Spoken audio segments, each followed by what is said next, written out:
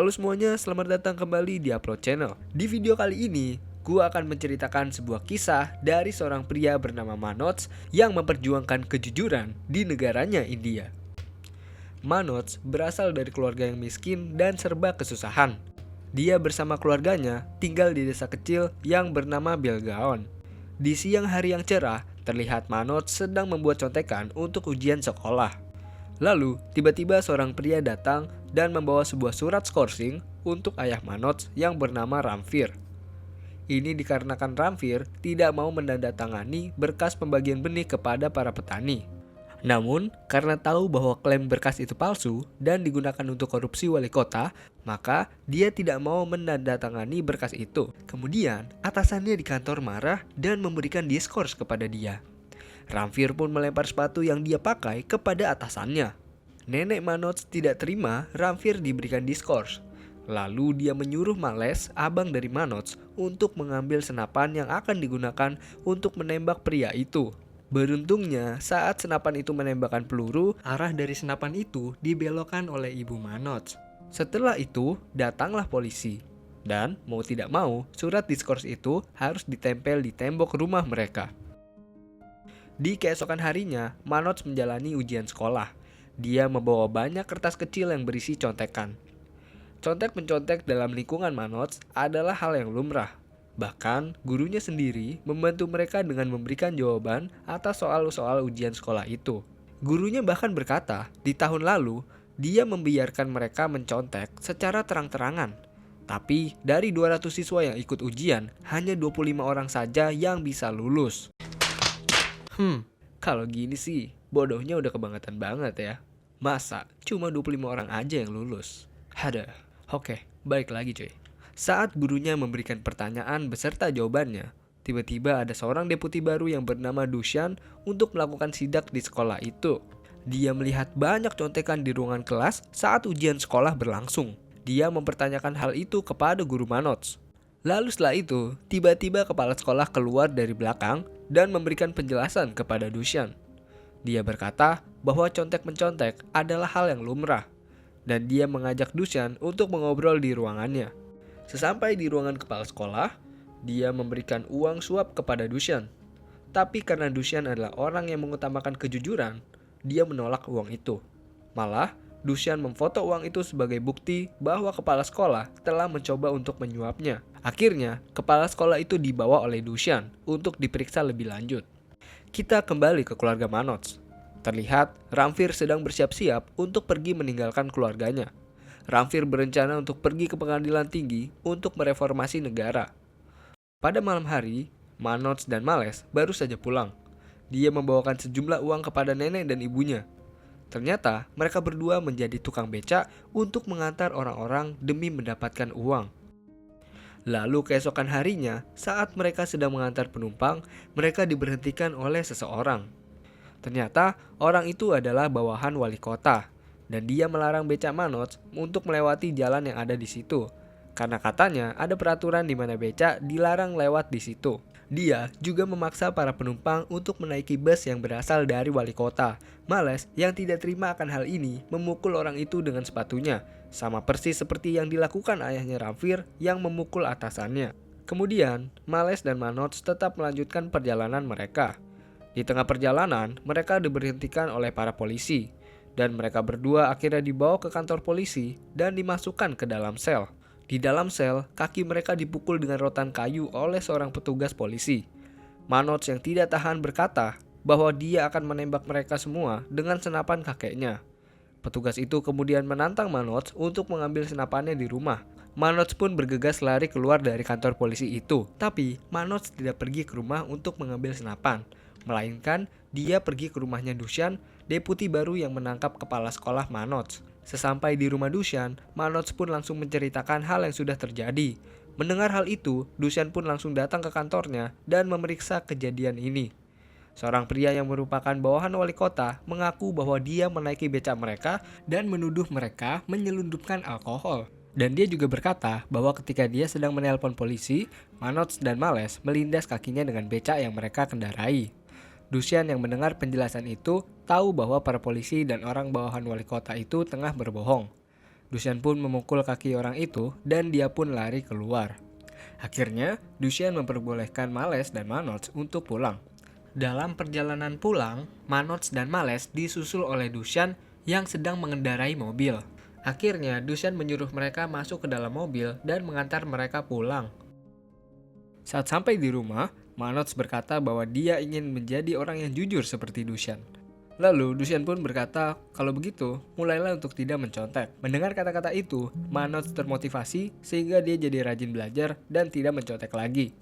Setelah itu, kita loncat 1 tahun kemudian. Di saat itu, Deputi Dusyan dipindah tugaskan, sehingga kebiasaan mencontek di sekolah itu terjadi lagi. Namun, hebatnya, hanya Manotslah satu-satunya siswa yang tidak mencontek di sekolah itu. Selama 3 tahun dia belajar dengan giat, dan akhirnya dia lulus dari sekolah. Neneknya yang bangga akan pencapaiannya itu akhirnya memberikan uang pensiunan kakeknya kepada Manots dan menyuruhnya untuk daftar menjadi seorang polisi. Setelah itu, dia pun pergi ke kota Gwalior untuk mendaftar sebagai polisi menaiki bus umum. Di bus itu, dia duduk di sebelah wanita yang juga bertujuan ke kota Gwalior. Manots tertidur pulas selama perjalanan.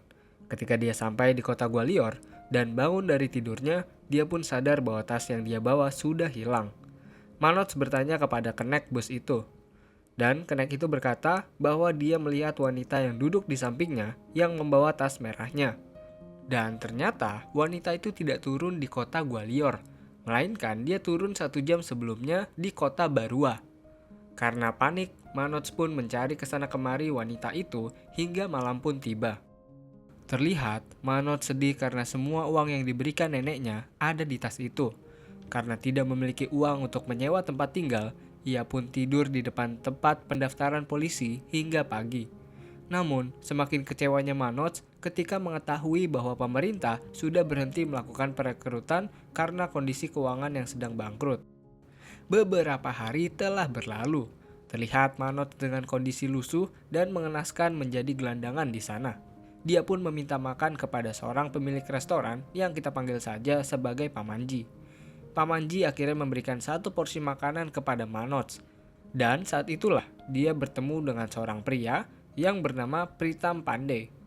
Pada saat itu, Pritam ternyata juga ingin mengikuti tes kepolisian yang berada di kota Delhi. Tapi ujian itu berbeda dengan ujian yang ingin diikuti Manots. Pritam mengikuti ujian yang bernama UPSC, yang dimana ujian itu lebih tinggi tingkatnya dibanding ujian yang ingin diikuti Manots. Jika mengikuti ujian UPSC, maka ketika lulus, dia akan menjadi seorang IPS, yang bisa dibilang tingkatnya itu lebih tinggi. Lalu, mendengar hal itu, Manots tertarik untuk mengikuti ujian UPSC, dan dia membujuk Pritam untuk membawanya ke Delhi demi bisa mengikuti ujian itu. Pritam setuju untuk membawanya ke Delhi, dan dia berkata bahwa dia akan membiayai makanan Manots di sana. Wah, baik banget ya si Pritam ini. Baru aja ketemu, tapi dia udah mau kasih bantuan sebanyak itu ke Manots. Setelah itu, tibalah mereka di kota Delhi, kota besar yang dipadati oleh banyak sekali orang. Di sana, Manots bertemu dengan teman Pritam yang bernama Tutul. Tutul membawa mereka berdua kepada seorang pria yang kita sebut sebagai Bapak Gauri. Pak Gauri mengajarkan orang-orang tentang bagaimana sistem UPSC itu bekerja. Dia memberikan perumpamaan ujian UPSC itu seperti bermain ular tangga, yang dimana ketika seseorang telah gagal dalam tahap ujian tertentu, dia harus mengulangi ujian itu dari awal kembali. Pak Gauri juga bercerita bahwa dia sudah gagal 5 kali dalam 5 tahun mencoba ujian ini. Dan inilah kesempatan terakhir dia bisa mengikuti ujian UPSC. Karena setiap orang yang dari kasta rendah memiliki 6 kali kesempatan. Di sana, Manots bekerja sebagai tukang bersih-bersih toilet demi bisa menghidupi dirinya sendiri. Pada malam hari, Pritam bercerita bahwa ayahnya adalah seorang kontraktor untuk Departemen Pekerjaan Umum. Oleh karena itu, ayahnya punya banyak uang dari hasil suap. Dan ternyata, ayahnya menyuruh Pritam untuk menjadi seorang perwira yang tinggi agar bisa mendapatkan uang kotor yang banyak. Tapi, Pritam tidak berniat untuk menjadi seperti itu. Dia cuma berkeinginan untuk bisa masuk TV saja. Beberapa hari berlalu, dan tibalah akhir dari hasil ujian UPSC. Terlihat, Pak Gauri ternyata gagal dalam upaya terakhirnya ini. Pritam yang melihat ini menganggap Pak Gauri adalah seorang pecundang, maka dari itu dia berpindah tempat bimbingan belajarnya. Namun berbeda dengan Manoj yang tetap mengikuti Pak Gauri meskipun dia sudah gagal 6 kali dalam tes ini. Meskipun gagal, Pak Gauri tetap mengajar banyak orang tentang tes ini dengan gratis sambil membuka kedai di pinggir jalan. Dan Manoj belajar dengan giat sambil membantu Pak Gauri sebisa mungkin. Singkat cerita, karena kegigihan dan tekad yang dimiliki oleh Manoj, dia pun berhasil dalam tes pertama UPSC ini. Karena kegembiraannya itu, Manoj memberikan kabar kepada ibunya lewat ponsel milik Pritam. Beberapa waktu setelahnya, Manoj bertemu dengan seorang gadis yang bernama Srada. Manoj pun jatuh cinta kepada wanita ini. Manoj bertemu dengan Srada di perpustakaan, dan pada saat itu, Srada mengira bahwa Manoj adalah seorang insinyur. Karena Manoj sedang memegang buku tentang engineering, dan mereka pun belajar di akademi pelatihan yang sama. Di kelas akademi itu, Manoj dihadiahi 2 coklat oleh seorang guru karena dia telah membuat esai dengan baik mengenai terorisme di India. Dan di beberapa pertemuan selanjutnya, kelas itu sedang membahas tentang ilmu roket. Srada yang mengira dari awal bahwa Manoj adalah seorang insinyur, dengan percaya diri, dia mengatakan Manoj bisa menjawab pertanyaan yang guru itu tanyakan. Dan barulah di situ Manoj mengaku bahwa dia bukanlah seorang insinyur. Saat itu, Srada kecewa dengan Manoj, dan hubungan mereka pun merenggang. Lalu ujian selanjutnya pun dimulai. Manoj dengan percaya diri mengikuti ujian itu hingga selesai. Namun saat itu, Manoj melakukan keteledoran yang dimana dia salah membaca soal pertama bagian akhir, sehingga itu membuat dia salah dalam menjawab soalnya. Setelah itu, Manoj mengunjungi rumah Srada untuk meminta maaf kepadanya. Namun ternyata, dia dan keluarga sedang tidak ada di rumah. Di rumah itu, hanya ada seorang pria tua yang bernama Kisan. Manoj menggunakan ponsel rumah yang dipinjam di rumah Srada untuk menghubunginya. Manoj pun berbicara dengan Srada, lalu pada saat itu Manoj menyatakan perasaannya kepada Srada. Tetapi perasaannya itu tidak dibalas oleh Srada, dan dia malah menyuruh Manoj untuk kembali ke Delhi. Setelah itu, Manoj dengan perasaan sedih akhirnya pulang kembali ke rumahnya yang ada di Belgaon. Manoj terkejut mengetahui bahwa neneknya sudah meninggal dunia, dan dia pun marah kepada ibunya karena kematian neneknya itu tidak segera diberitahukan kepada Manoj. Ibunya berkata bahwa neneknya tidak mau kematiannya itu diketahui oleh Ranveer dan Manoj yang sedang berada di luar kota karena sedang melakukan tugas penting. Maka dari itu, ibunya Manoj tidak mau memberitahukan hal ini kepada Manoj. Setelah itu, Manoj pun kembali ke kota Delhi, bekerja sepanjang hari di pabrik tepung dan belajar sepanjang malam. Di sana, dia juga bertemu dengan Ranveer, ayahnya. Saat itu, ayahnya berkata bahwa dia telah lelah melawan ketidakjujuran di negeri itu. Dia berencana untuk menjual benih pemerintah di pasar gelap dan mendapatkan banyak uang. Tapi, Manoj memberikan semangat kepada ayahnya untuk tidak cepat menyerah dalam keadaan yang sulit ini. Setelah itu, dia bekerja lebih giat lagi dengan menggiling tepung selama 15 jam demi menghasilkan lebih banyak uang untuk dikirimkan kepada keluarganya. Dan di kelas akademi selanjutnya, dia juga bertemu Srada. Srada meminta maaf kepada Manoj karena telah berkata kasar saat ditelepon. Dia juga baru mengetahui tentang keluarga Manoj dan perjuangan ayah Manoj. Tapi saat itu, Manoj berkata bahwa dia tidak ingin berbicara dulu dengan Srada karena ingin berfokus dalam belajarnya sebelum ujian selanjutnya dimulai. Dan singkat cerita, Manoj berhasil lolos dalam tahap ujian selanjutnya. Srada yang mengetahui hal ini ingin memberitahukannya kepada Manoj. Dia pun pergi ke tempat tinggal Manoj yang berada pada pabrik tepung. Melihat itu, Srada merasa kasihan kepada Manoj dan dia menyuruh Manoj untuk berhenti bekerja dan mulai lebih fokus lagi dalam belajar untuk ujian selanjutnya. Srada juga menawarkan pinjaman uang untuk Manoj, tapi Manoj menolaknya. Dan Manoj berkata bahwa Srada tidak paham kondisinya karena berasal dari latar belakang yang berbeda. Dan di kemudian hari, ternyata Manoj gagal dalam ujian terakhirnya. Sejauh ini dia telah gagal hingga 3 kali. Tapi meskipun begitu, Srada tetap menemani Manoj dalam perjuangannya ini. Setelah itu, saat Manoj dan Srada sedang duduk berdua di kedai Pak Gauri, tiba-tiba datang Pritam dan dia langsung menasehati Manoj. Dia mengatakan bahwa hambatan Manots selama ini adalah Serada. Seradalah yang membuat Manots tidak terfokus sepenuhnya dalam ujian ini. Mendengar itu, Serada menangis dan meninggalkan mereka semua. Manots pun mengejar Serada dan Serada berkata bahwa dia juga mencintai Manots. Setelah itu, Manots langsung pergi ke rumah Deep Mohan yang adalah gurunya Pritam. Manots bertemu dengan Deep saat dia membawakan teh untuknya di teras Tanya. Malam itu, Deep memberikan tes esai yang mudah kepada Manots. Meskipun tes itu mudah, tetapi Manots tidak bisa menyelesaikannya. Disitulah terlihat kelemahan dari Manots. Pak Gauri yang mengetahui hal ini akhirnya memberikan bantuan uang kepada Manots agar dia tidak perlu lagi bekerja untuk mengirimkan uang kepada keluarganya di rumah. Dan Pak Gauri juga menyediakan kamar untuk Manots gunakan sebagai tempat tinggal dan tempat belajarnya. Jadi sekarang Manots belajar 16 jam sehari. Dia belajar setiap hari dengan giat sekali, dibantu oleh Serada dan yang lainnya. Setelah itu, berita menggembirakan pun datang. Serada telah menyelesaikan wawancaranya di Masuri, yang berarti dia telah menjadi wakil kolektor. Dan singkat cerita lagi, Manots telah lulus dalam tes terakhirnya. Manots pun ingin mengabari Serada dengan meminjam ponsel Pritam. Tapi karena Pritam tidak lulus dan dalam suasana hati yang tidak enak, Pritam pun bertanya kepada Manots apakah dia peduli kepadanya, karena selama ini berkat Pritamlah Manots bisa pergi ke Delhi.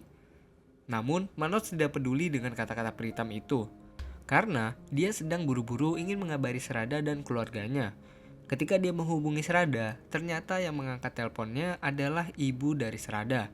Dan ibunya berbohong dengan mengatakan bahwa Serada sedang tidak ada di rumah. Ini dikarenakan Serada sedang diinterogasi karena ada seseorang yang mengadu kepada orang tuanya bahwa selama ini dia tidur berdua dengan Manots di Delhi. Setelah itu, pada malam harinya, Manots menelpon Pritam menggunakan ponsel yang ada di kedai Pak Gauri. Ternyata, Pritam sedang berada di dalam sel penjara karena telah mabuk di depan umum. Dan polisi itu menangkap Pritam dengan tuduhan yang ilegal. Manots yang sudah belajar tentang hukum akhirnya melawan polisi itu dengan pengetahuannya. Dan akhirnya polisi itu tidak bisa memberikan alasan lagi dan melepaskan Pritam dari dalam sel. Manots sepertinya curiga kepada Pritam dan akhirnya dia memeriksa panggilan keluar yang ada di ponsel Pritam. Dan ternyata yang menelpon memberikan tuduhan tentang Serada kepada orang tuanya adalah Pritam. Manots pun berkata bahwa dia tidak mau lagi melihat wajah Pritam. Tapi meskipun begitu, sebelum melakukan wawancara terakhir, Manots bersama Serada mendatangi Pritam untuk berterima kasih atas jasanya selama ini. Karena kalau bukan karena dia, Manots tidak akan sampai ke kota Delhi. Dan akhirnya hubungan mereka semua membaik kembali. Manots bersama Serada menghadiri wawancara terakhirnya. Di perjalanan, Serada memberikan sebuah kertas kepada Manots. Dan sesampainya di sana, akhirnya Manots memasuki ruang wawancara.